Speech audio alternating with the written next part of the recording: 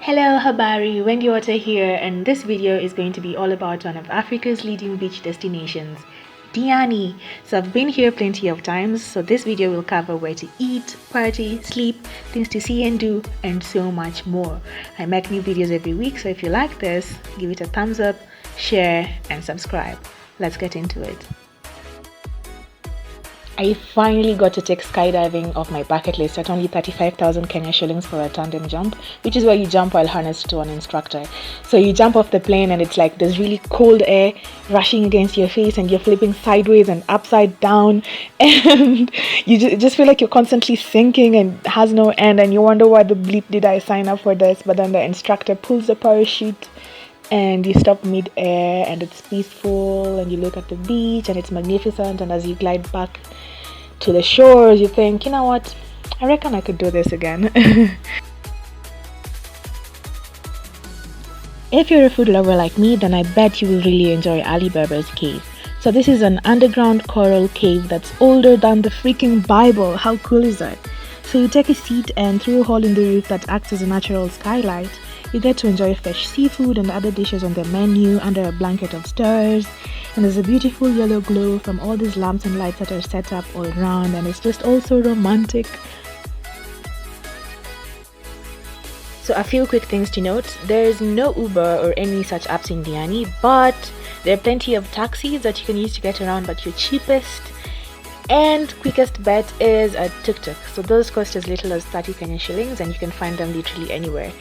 Then next, get yourself a dera. These are those traditional, long, breezy, vibrant, one-size-fits-all kaftans that Swahili women like to wear, and they're perfect for the weather at the coast. And another thing is to get a henna tattoo, because I mean, why not? I generally like tattoos, but I'm not brave enough to get a permanent one. So a temporary intricate floral design, keyword being temporary, is the best way to go. They last between 7 to 3 weeks, and there are lots of women doing them along the beach, but you can get your hotel to recommend someone because they have to be using natural paste or ink, and your hotel has to recommend someone that they trust, just so your skin doesn't react to it. For marine life lovers, get in touch with the East African Whale Shark Trust.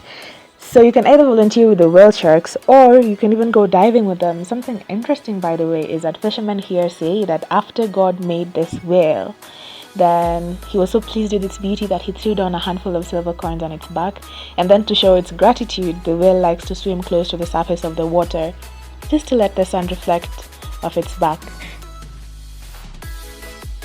One time I went on a trip with the Kenya Tourism Board and we started off in Taita Taveta. So usually when people are heading to the coast, they'll just fly into Diani and then start exploring. But what if you got off a little earlier? So some of the things we did there were like, we checked out Colobus Conservation, which is wildlife, manyatas, and such stunning views of Mount Kilimanjaro's peak. And then we checked out Savo West National Park, Nzima Springs, Taita Hills Wildlife Sanctuary, and more. But the highlight of their entire affair was a proper African sundowner on the top of Taita Hills. So there was this local group of widowed women that played drums so enchantingly that pretty soon, I mean, everyone was just dancing as if they were possessed. You know, African drums can do that to you sometimes, and it was truly so much fun.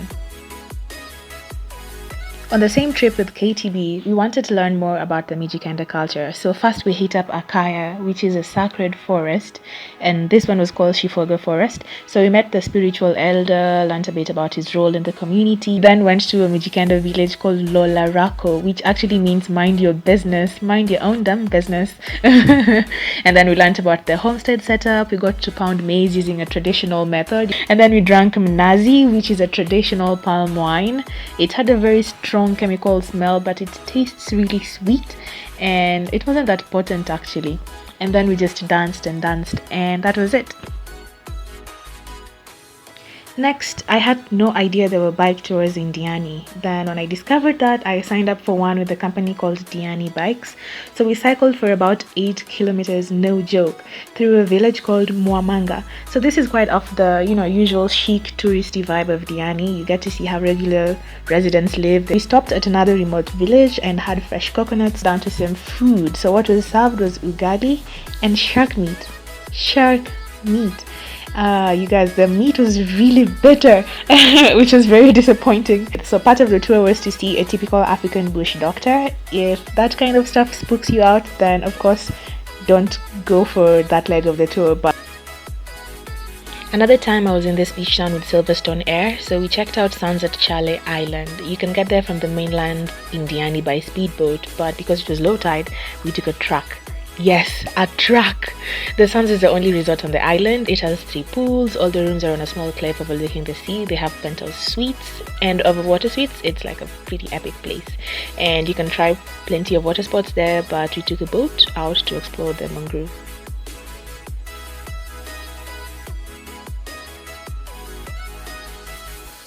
Depending on the season when you're there, Diani has a relatively busy nightlife.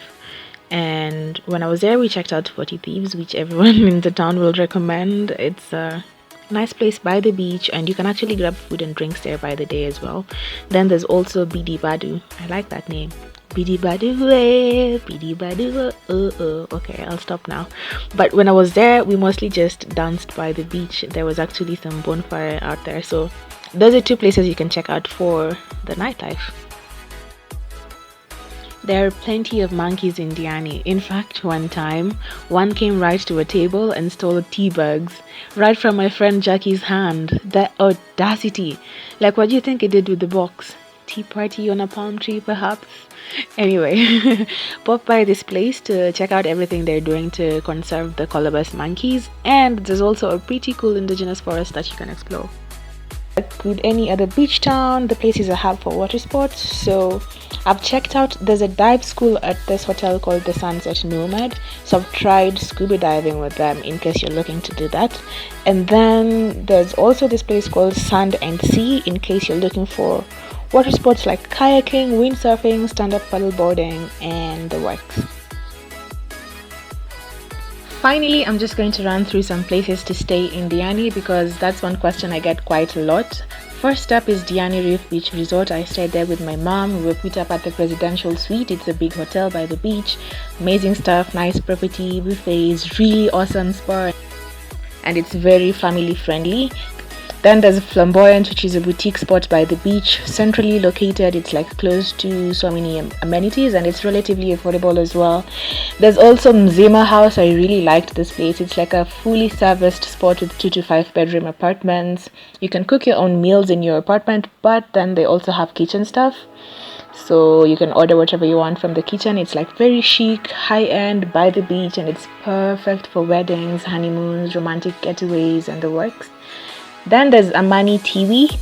This is a little outside Diani. It's a big hotel, as in 209 rooms, 4 bars, 5 restaurants, like a grand central pool, that big. Hospitality here is the best. They have fantastic cocktails. It's a nice spot for family getaways, conferences, business, and even some romance, you know. Then finally there's Amani Luxury Apartments. So we rented out a 2-bedroom villa for a couple of days with friends. This is one of those places where you can just get a big bed and then split the bill with a couple of friends. Then you can also consider popular places like Swahili Beach Resort, where I've actually only had cocktails there. Yeah, so that's about it for this video. Hope you enjoyed it, found it useful. If you did, give this video a thumbs up. Make sure you subscribe to my channel for new travel videos every week, and share it with anyone who'd like to go to Diani. Thanks for watching. I'll see you in my next video. Bye bye.